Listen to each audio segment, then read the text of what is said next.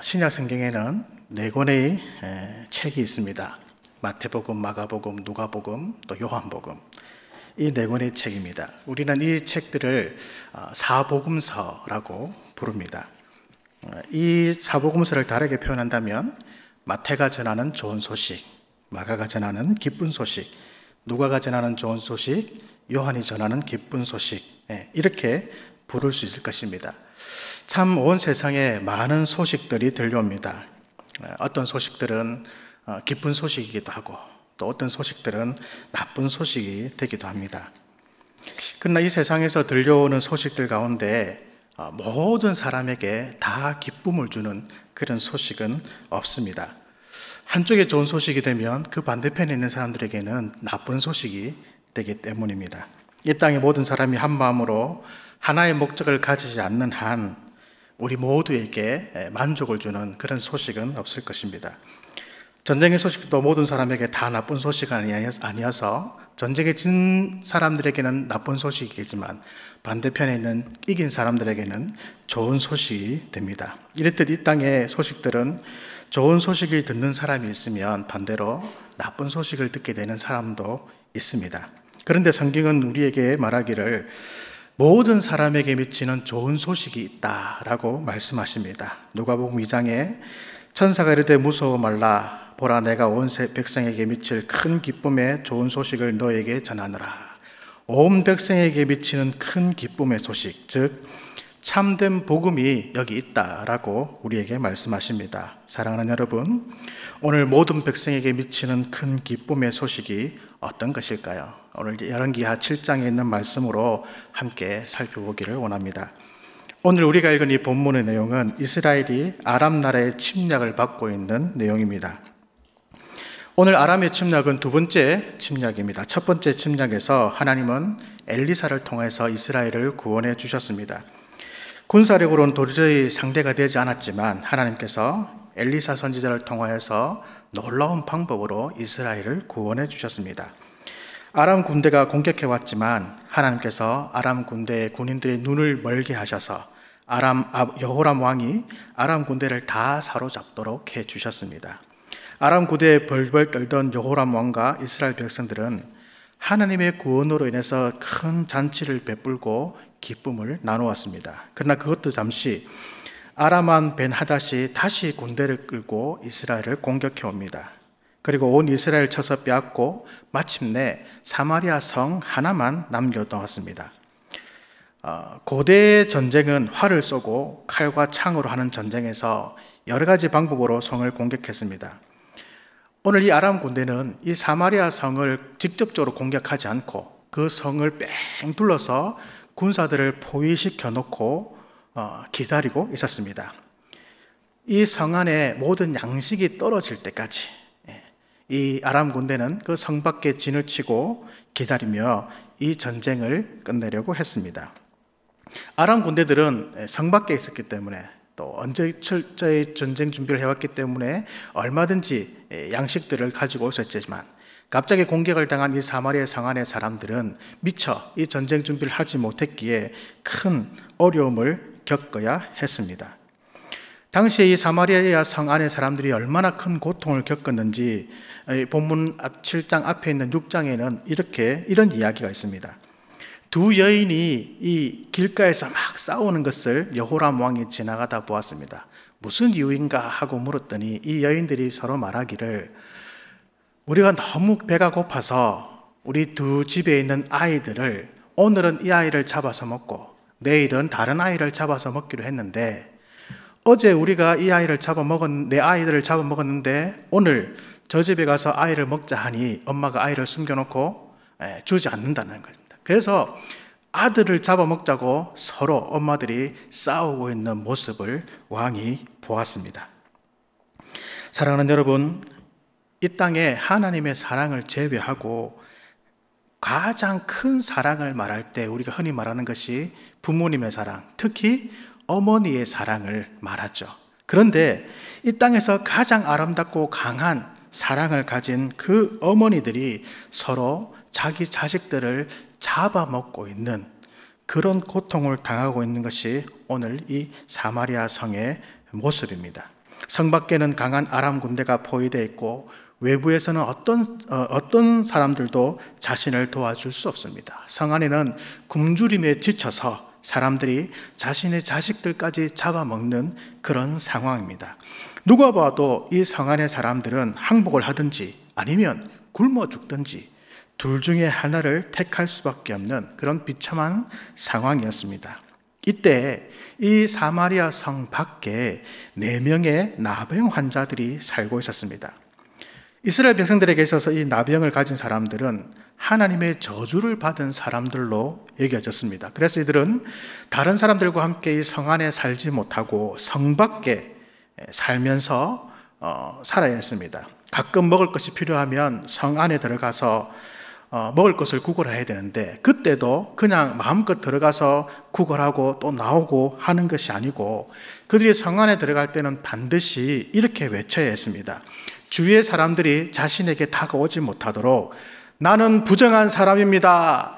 나는 부정한 사람입니다. 이렇게 외치면서 지나야 했습니다. 하나님 율법에 부정한 사람에게 옷깃이 닿거나 접촉을 하게 되면 그 사람도 부정한 사람이기 때문에 이 사람들은 성 안에 들어갈 때마다 그렇게 나는 부정한 사람입니다 하고 외치면서 다녀야 했습니다. 사마리아에 이 아람 군대가 공격해 오자 성 안에 있는 사람들은 물론 큰 고통을 당하고 있었지만 성 밖에 있던 이 사람들도 성 안에 있는 사람들과 동일한 고통을 당하고 있었습니다. 그날 구걸을 해서 살아야 했는데 어느 날 성문을 닫아버리고 들어갈 수가 없게 되자 이 사람들도 역시 엄청난 고난을 당하게 되었습니다. 그래서 이 4명의 나병 환자들이 살기 위해서 의논을 합니다. 3절, 4절에 보면 이제 우리가 결단을 해야겠다. 성 안에 들어가서 혹은 이 성 밖에서 항복을 하든지 우리가 결단을 해야 되는데 성 안에 들어가면 지금은 문을 닫혀서 들어갈 수도 없고 또 우리 같은 나병 환자들을 성 안의 사람들이 받아주지도 않겠지만 혹시 그들이 우리를 자비롭게 여겨서 받아준다고 할지라도 우리가 성 안에 들어가 본들 우리도 역시 굶어 죽을 수밖에 없을 것이다. 그럴 바엔 차라리 저 밖에 있는 아람 군대에 항복을 하자. 만약에 그들이 우리를 죽이면 죽일 것이고 혹시 그래도 살려주면 살 가능성이 반반이니까 성 안에 들어가면 100% 죽지만 아람 군대에게 항복하면 그래도 살 가능성이 조금이라도 있으니 아람 군대에 가서 항복을 하자 했습니다. 그래서 그들은 밤에 이 아람 군대에 항복하기 위해서 그들에게 향했습니다. 황혼에 일어나서 아람 군대가 있는 그 진을 친 곳에 찾아갔습니다. 그런데 그들이 그곳에 도착하자 그 전날 밤만 해도 그 아람 군대로 가득했던 그곳에 한 사람의 군인도 보이지 않았습니다.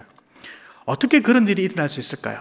성경은 오늘 우리에게 이렇게 설명합니다. 6절, 7절에 보면 이는 주께서 아람 군대로 병거 소리와 말소리와 큰 군대의 소리를 듣게 하셨으므로 아람 사람이 서로 말하기를 이스라엘 왕이 우리를 치리하여 헷 사람의 왕들과 애굽 왕들에게 값을 주고 저희로 우리에게 오게 하였다 하고 황혼에 일어나서 도망하되 그 장막과 말과 나귀를 버리고 진을 그대로 두고 목숨을 위하여 도망하였습니다. 하나님께서 이스라엘 백성들을 구원하시는데 그 군대를 동원하거나 하늘에서 벼락을 치거나 땅을 가르시거나 이렇게 하지 않고 모든 아람 사람들의 귀에 환청이 들리게 하셨습니다. 병거 소리와 말소리가 들리게 하셔서 그들이 다른 나라에서 지원군이 왔구나 이렇게 생각하게 만들어서 그 밤에 아람 군대가 다 돌아갔습니다. 도망을 갔습니다. 그리고 얼마나 급하게 도망을 갔는지 그들이 가지고 왔던 식량, 의복, 무기들을 다 두고 도망을 갔습니다. 그렇게 비어있는 아람 군대의 진영에 이 4명의 나병 환자들이 항복하기 위해서 조심스럽게 다가왔습니다. 사랑하는 여러분, 죽을 각오를 하고 아람 군대를 찾아왔는데 그곳에 아무도 없었습니다. 처음에는 혹시 이 군인들이 숨어 있는가 싶어서 조심했을 것입니다. 그런데 시간이 흘러도 아무도 나타나지 않는 것을 보고 이들은 너무나 기뻤습니다. 8절에 보면 이 나병 환자들이 진가에 이르자 한 장막에 들어가서 먹고 마시고 거기서 은과 금과 의복을 가지고 가서 감추고 다시 와서 다른 장막에 들어가서 거기서도 가지고 가서 감추니라. 죽을 각오를 하고 적군의 진영에 왔는데 그 속에는 아무도 없고 먹을 것과 금과 은과 의복들이 가득 널려 있었습니다.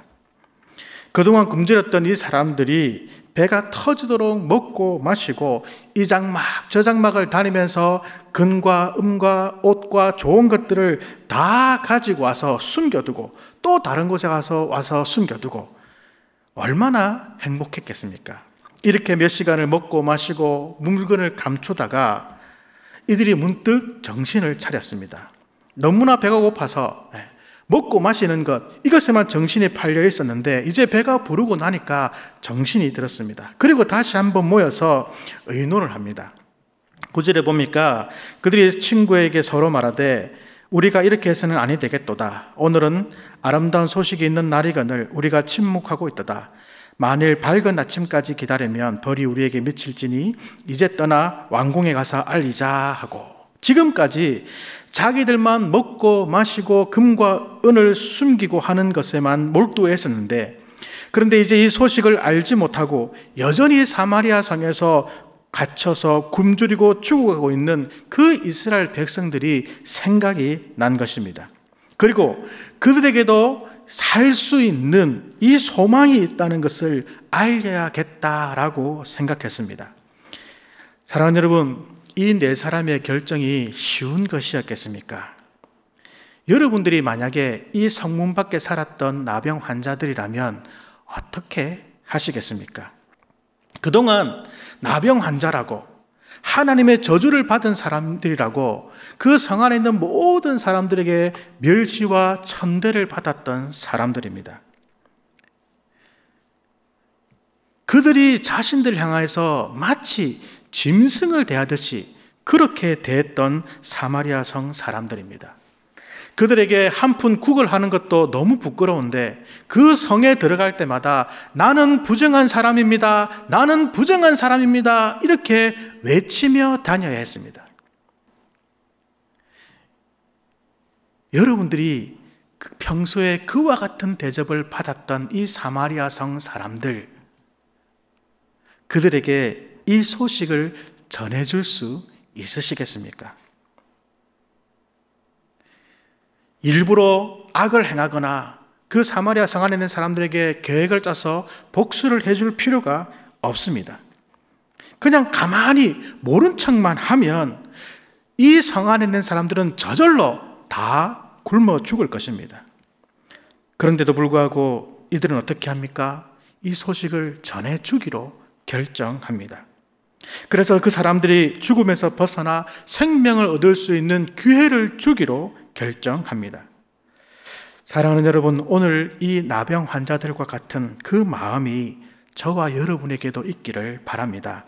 저와 여러분이, 아니 세상의 모든 사람들이 오늘 이 사마리아 성에 갇혀 있는 이스라엘 백성들처럼 죽어가는 사람들이었습니다.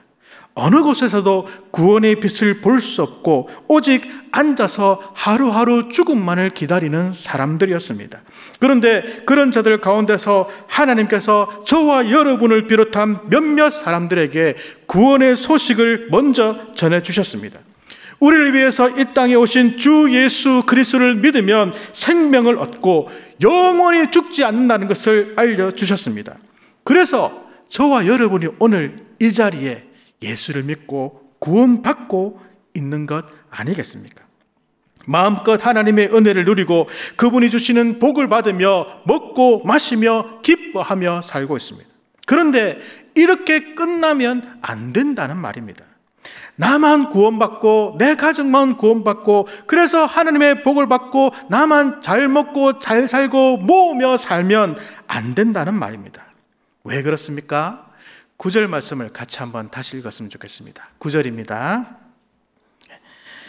나병 환자들이 그 친구에게 서로 말하되 우리가 이렇게 해서는 아니 되겠도다. 오늘은 아름다운 소식이 있는 날이거늘 우리가 침묵하고 있도다. 만일 밝은 아침까지 기다리면 벌이 우리에게 미칠지니 이제 떠나 왕궁에 가서 알리자 하고, 오늘은 어떤 날입니까? 오늘은 아름다운 소식이 있는 날입니다. 그런데 이 아름다운 소식을 듣고 알고 있는 우리가 잠잠하고 있으면 안 된다고 합니다. 우리가 잠잠하면, 아니 지금 즉시 가서 전하지 않고 내일 아침까지만 기다리기만 해도 하나님의 벌이 우리에게 임할 것이라고 그들은 말합니다. 하나님은 저와 여러분만 잘 먹고 잘 살고 하나님이 주시는 복을 많이 받아서 이 땅에서 살라고 저와 여러분을 구원해 주신 것이 아닙니다. 우리가 먼저 듣고 먼저 기쁨을 누리고 먼저 하나님이 주시는 복을 풍성하게 받고 그렇게 사는 것이 당연하지만, 나와 같이 죽음의 자리에서 구원을 받아야 하는 그 소식을 또한 전해 주어야 합니다.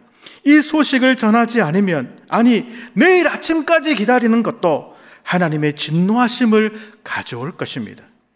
주 안에서 사랑하는 여러분 가운데 어떤 분들은 한 사람을 위해서 몇 년을 작정하고 기도하고 또 전도하시는 분이 계실 거라고 믿습니다.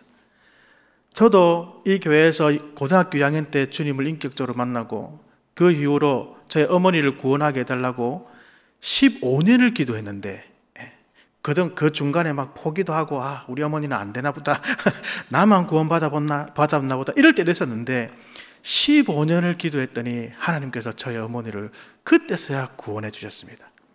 아마 여러분 가운데도 오랫동안 마음에 품고 가족이든 이웃이든 친척이든 여러분 주위에 어떤 사람이든지 간에 그렇게 품고 기도하고 또 복음을 전하기 위해서 애쓰시는 분들이 계실 것이라고 생각합니다.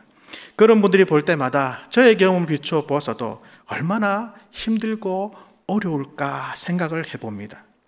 복음을 전하면서 이 기쁜 소식을 전해주면서도 얼마나 많은 수고와 또 조롱을 받았겠습니까?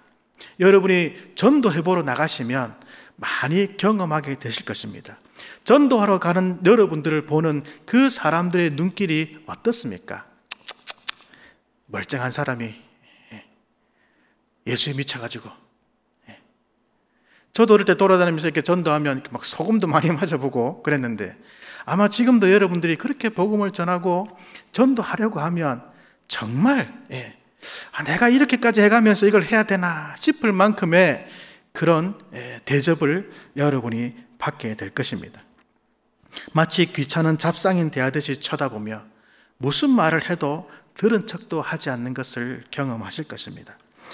복음을 전하는데 살 수 있는 길을 알려주는데도 우리가 오히려 선물 줘가면서 굽신굽신 걸어가면서 무엇이든지 이야기하면 다 들어주어 가면서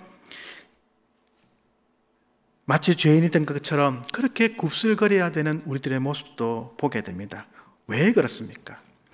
왜 그와 같은 대우를 받으면서도 우리는 그들에게, 우리를 그렇게 대접하는 그들에게 이 복음을 전해 주어야 합니까? 한번 전했는데 그렇게 안 들으면 싫으면 말아라. 죽으면 니만 지옥 가지. 이렇게 하고 말면 되는데, 나는 믿었으니까 됐잖아요. 나는 전도했으니까, 복음 한번 말했으니까 믿든 말든 안 믿으면 니만 손해지. 그렇게 하고 가면 되는데 왜 하나님은 그렇게 끝내면 안 된다고 말씀하십니까? 이 아름다운 소식이 선포되었음을 전해야 합니다. 내일 아침까지 기다려도 안 됩니다. 우리가 잠잠하고 있으면 그 벌이 우리 위에 임할 것이라고 합니다. 하나님께서 저와 여러분을 비롯한 이 땅의 모든 사람들에게 이미 구원의 소식을 선포하셨습니다. 예수 그리스도께서 십자가에서 우리의 모든 죄를 지고 죽으셨습니다. 누구든지 예수를 믿으면 영생을 얻는다고 성경은 우리에게 가르쳐 주고 있습니다. 그럼에도 불구하고 너무나 많은 사람들이 이 소식을 듣지 못해서 여전히 죽어가고 있습니다. 들었는데도 악착같이 믿지 않는 사람들을 말하는 것이 아닙니다. 나는 이렇게 살다가 그냥 지옥 갈 테니까 나한테는 말하지 말아라, 이런 사람들에게 말하는 것이 아닙니다. 물론 그런 사람들도 우리가 포기하지 않고 복음을 전해야 하지만, 그러나 아직 듣지 못한 사람들, 예수 그리스도에 대해서 진심으로 알지 못하는 사람들, 그들에게 우리가 주 예수 그리스도의 이름으로 복음을 전해야 합니다. 여러분들이 직접 복음을 전해야 합니다. 요즘은 선교지에서도 그렇고 많이 전도하는 때도 그렇고 빵과 복음이라는 이야기를 많이 합니다. 하루하루 먹고 살기도 힘든데 예수는 무슨, 내가 좀 먹고 살만하면 그때 교회 갈게요, 이런 사람들도 많이 있지 않습니까? 선교지에는 더 많습니다. 더 한 달에 가족이 한국 돈으로 20만 원, 30만 원으로 사는 사람들에게 예수 얘기하기가 때로는 미안할 때도 있습니다. 저렇게 하루하루 먹고 살기 힘든 사람들에게 내가 먹을 걸 먼저 줘야지 이 예수 얘기를 먼저 해야 될까 싶은 마음이 들 때도 많이 있습니다. 그러나 사랑하는 여러분, 성경은 우리에게 결코 빵과 복음을 이야기하지 않습니다. 우리가 반드시 어려운 이웃들에게 빵을 나누어 줘야 하는 그런 사랑의 나눔과 섬김을 많이 해야 되는 것이 틀림없지만, 그러나 빵을 주고 복음을 전하다 보면 사람들은 빵만 먹고 복음은 듣지 않습니다. 여러분이 전도해 보시면 여기 모든 민족교회는 모르겠지만 태신자 전도나 행복찾기 축제나 해보면 아시잖아요. 이렇게 몇 달 전부터 선물 주고 하면서 11월 며칠 날 그날은 꼭 와라 그렇게 하면 선물은 다 받아먹고 그날 되면 오늘 내가 갑자기 약속이 생겼다 하고 안 오고, 정말 마음이 착한 분들은 미안해가지고 진짜 그날 하루만 갈게 하고 하루만 딱 가고 그 다음 되면 또 안 오고, 그 다음에 또 선물 줄 때까지 기다렸다가 선물 올해는 뭐 주는데 마음에 들면 그날 한번 오고 안 들면 올해는 안 될 것 같아 하고 또 안 오고. 사랑하는 여러분, 저는 빵과 복음이 선교지나 어디나 반드시 필요하다고 믿지만, 그러나 저는 복음과 빵이어야 한다고 믿습니다. 반드시 우리의 입으로 복음을 먼저 전해야 합니다.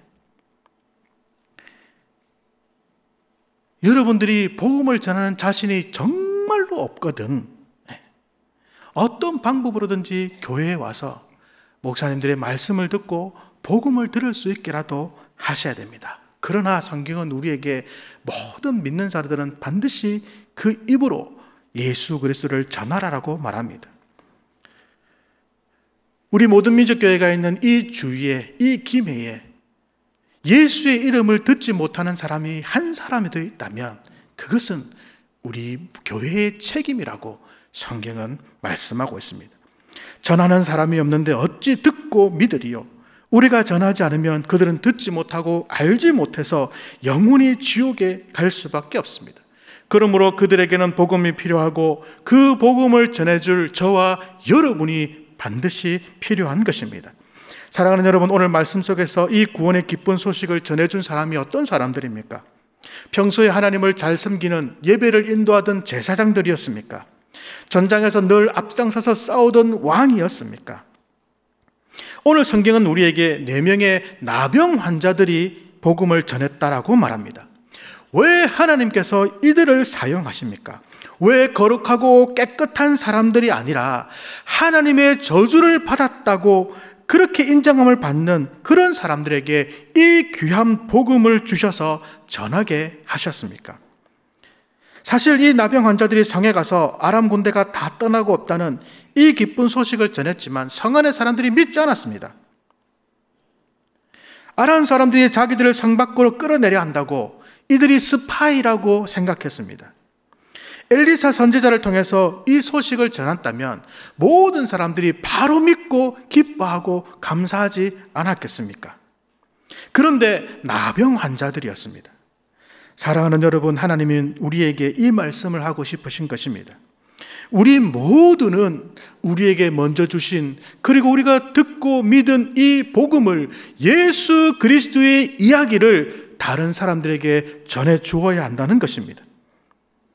심지어는 누구까지 말입니까? 평소에 교회와 성도들에게 상처받고 푸대접을 받았던 사람들일지라도 복음을 전하는 이 일만큼은 절대로 빠져서는 안 된다는 말입니다. 제사장이나 선지자나 왕이 이 소식을 알았다면 그 백성들에게 전해주는 것은 당연한 일입니다. 그러나 평범한 이스라엘 사람이라 할지라도 마찬가지입니다. 그러나 오늘 성경에 있는 이 나병 환자들은 아닙니다. 인간적인 면으로만 본다면 그들은 지금까지 그렇게 자신들을 모욕하고 부끄럽게 한 사람들에게 이 소식을 일부러 전해줄 필요까지는 없었습니다. 그동안 받은 조롱과 멸시와 수치심이 얼마인데 자기들이 수고하고 고생하면서 성에 가서 일부러 알려줄 필요는 없습니다. 그냥 모른 척하고 먹을 것 먹고 마실 것 마시고 거기 있는 것 가져갈 수 있는 만큼 다 챙겨서 다른 나라에 가서 살면 되지 않겠습니까? 나만 장군처럼 어쩌면 많은 돈만 있다면 다른 나라에 가서 떵떵거리며 살 수 있었을지도 모릅니다. 그러나 그들은 그렇게 하지 않았습니다. 이 소식을 전해줘도 아람의 첩자 대접이나 받고 사마리아 성이 풀려서 사람들이 다 구원을 받을지라도 그들은 여전히 그 성 안에 들어가지 못하고 나라를 구원한 그런 영웅 대접을 받지 못하고 여전히 이전처럼 성 밖에서 또 그렇게 멸시와 천대를 받으며 살아야 할 것입니다. 사랑하는 여러분, 그럼에도 하나님은 이들을 통해서 이 기쁜 소식을 전하고 계십니다. 하나님 없이 잘 먹고 잘 사는 것보다 비록 다시 이전처럼 나병 환자 대우를 받으며 멸시 천대를 받을지라도 하나님으로부터 오는 그 벌은 받지 않겠노라고 하며 그들은 복음을 전합니다. 이런 이들도 복음을 듣고 잠잠할 수 없다면 저와 여러분은 어떻게 해야겠습니까? 주 안에서 사랑하는 여러분, 이 나병 환자들의 말을 듣고 마침내 온 이스라엘 성의 사람들이 구원을 받았습니다. 하나님께서 4명의 나병 환자들을 통해서 전한 이 복음을 듣고 그 성에 아름다운 소식이 전해졌습니다. 오직 하루하루 죽음만을 기다리던 온 성 사람들이 새 생명을 얻었습니다. 성 안에 있던 이스라엘 사람들이 한 것이 무엇입니까? 아무것도 없었습니다. 그냥 갇혀 지내면서 살기 위해서 어머니가 아들을 잡아먹는 그런 짐승 같은 짓을 하며 살기에 급급한 사람들이었습니다. 왕이나 제사장을 비롯해 어떤 사람도 하나님 앞에 자신들의 구원을 위하여 부르짖지 않았습니다. 그러나 하나님은 그 성 사람들에게 사람 대우를 받지 못했던 4명의 나병 환자들을 통해서 하나님의 그 구원의 기쁜 소식을 전해 주었습니다. 주 안에서 사랑하는 여러분, 우리 모든 민족교회에 있는 하나님의 구원의 은혜를 이미 받은 사랑하는 여러분, 하나님께서 여러분을 통하여서 하나님이 여러분에게 주신 그 은혜가 여러분의 이웃들, 가족들, 아직도 하나님을 알지 못하는 이들에게 증거되기를 기다리고 계십니다. 내가 은혜를 받았다고 찬송하는 것으로 끝나지 마시고, 나에게 은혜를 달라고 기도하는 것으로 끝내지 마시고, 여러분이 기도하고 받은 그 은혜를 여러분 주위에 하나님의 은혜를 알지 못하는 분들에게 여러분의 입을 통하여서 전해주시기 바랍니다. 하나님께서 그런 사람을 찾고 계시고, 그렇게 예수의 이름을, 은혜 받은 자들이 전하는 그 예수의 이름을 들은 여러분 주위에 있는 사람들이 여러분과 같이 하나님의 이름을 알고 예수 그리스도의 구원의 기쁜 소식을 듣고 여러분과 함께 이 자리에서 하나님을 찬송하는 그런 아름다운 날이 우리 모든 민족교회에 임하기를 주님의 이름으로 축복합니다. 아멘. 저희 사역을 잠깐 나누도록 하겠습니다. 제가 2년 전에 와서 사역을 나누고 저희가 이제 사역지를 새로운 보르네오 섬으로 옮겨가지고 사역을 준비하다가 코로나 사태를 맞아가지고 지난 1년 반 동안 외부 사역을 그렇게 많이 하지 못했는데, 그럼에도 하나님께서 주신 은혜 가운데서 저희들이 한 사역들을 한 2분 정도 영상으로 이렇게 나누겠습니다. 세상을 살아가는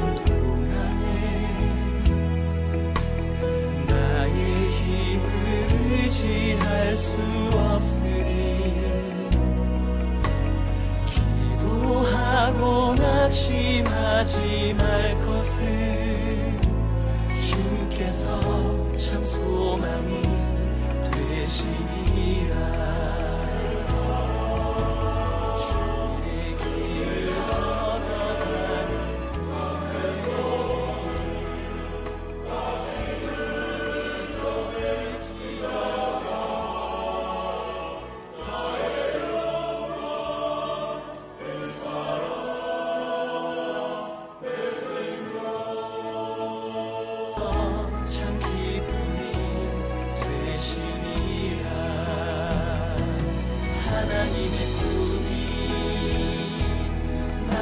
비전이 되고 예수님의 성품이 나의 인격이 되고 성령님의 권능이 나의 능력이 되길 원하고 바라고 기도합니다.